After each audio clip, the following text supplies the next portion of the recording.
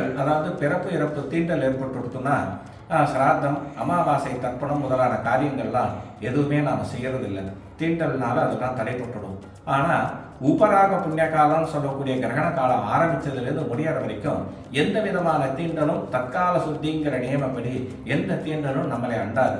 ஆகையினால தீண்டல் உள்ளவன் கூட அந்த கிரகணம் உள்ள காலத்தில் தர்ப்பணம் அவசியம் செய்யணும் அப்படிங்கிறதுல இருந்தே தெரிகிறது இந்த புண்ணிய காலங்கிறது எவ்வளோ விசேஷமும் சிறப்பும் உள்ளது அப்படிங்கிறது நமக்கு இதன் மூலமாக தெரிய வருகிறது. அதனால் தீண்டல் உள்ளவர்கள் கூட அந்த கிரகண காலத்தில் தற்கால சுத்திங்கிற விதிப்படி அந்த கிரகண கால உள்ளத்தில் தர்ப்பணம் பண்ணணும். இன்றைக்கி என்ன பண்ணுறாங்கன்னா கிரகணம் முடிஞ்சதுக்கப்புறம் தர்ப்பணம் பண்ணுறான், அதனால் எந்த பலனும் இல்லை. கிரகணம் முடியறதுக்குள்ளாகவே தர்ப்பணம், ஜபம், பூஜைகள், தானம் அத்தனையும் பண்ணணும். இது பரணி நட்சத்திரத்தில் சம்பவிக்கிறதுனால பரணி, பூரம், பூராடம், பரணிக்கு இரு பக்கமும் உள்ளக்கூடிய மகன் நட்சத்திரம், உத்தர நட்சத்திரம் ஆகிய நட்சத்திரக்காரர்கள்லாம் பரிகார சாந்தி செய்து கொள்வது மிக மிக அவசியம். காரணம் என்னன்னா, இந்த தோஷத்திலிருந்து அந்த நட்சத்திரம் பாதிக்கப்படும். அந்த நட்சத்திரம் பாதிக்கப்பட்டால் அந்த நட்சத்திரத்தில் பிறந்தவர்களும் பாதிக்கப்படுவார்கள்.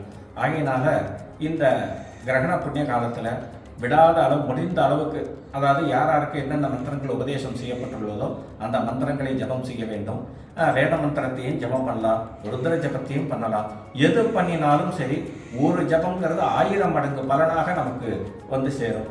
ஆகையினால இந்த புண்ணிய காலத்தை விடாமல் இன்னொரு முக்கியமான விசேஷம், இந்த உபராக புண்ணிய காலத்தில் சமுத்திர ஸ்நானங்கிறது அவ்வளவு விசேஷமானது.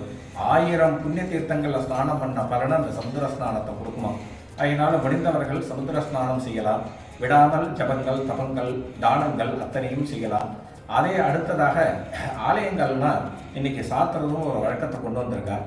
ஆகம ரீதியாக பூஜிக்கப்படும் ஆலயங்களில் இந்த உபராக புண்ணிய காலத்தில் சன்னதியை சாத்தணும் அப்படிங்கிற விதி இல்லை. அன்னைக்கு ஆலயங்கள் திறந்து விடாமல் ஆராதனைகள் செய்யணும் அப்படிங்கிறத தான் அந்த ஆகமங்களில் சொல்லப்பட்டிருக்கு. ஆனால் நீங்கள் நடைமுறையில் எல்லா கிரகண காலங்களில் எல்லா ஆலயங்கள்லையும் மூடிடுறார். அதை பற்றி நாம் பேச வேண்டாம். ஆலயங்கள் திறந்து இருக்கக்கூடிய ஆலயங்களில் சென்று வழிபடலாம். இல்லைனா வீட்டிலேயே இறைவனை வழிபட்டு எல்லா நற்பணங்களையும் பெறலாம் அப்படிங்கிறத தெரிவித்து எல்லாம் வல்ல கோகிலேஷ பெருமான் முழப்பாதம் சிந்தை கொண்டு அமைகிறேன். ஒன்னமோ கோகிலேஷாய்.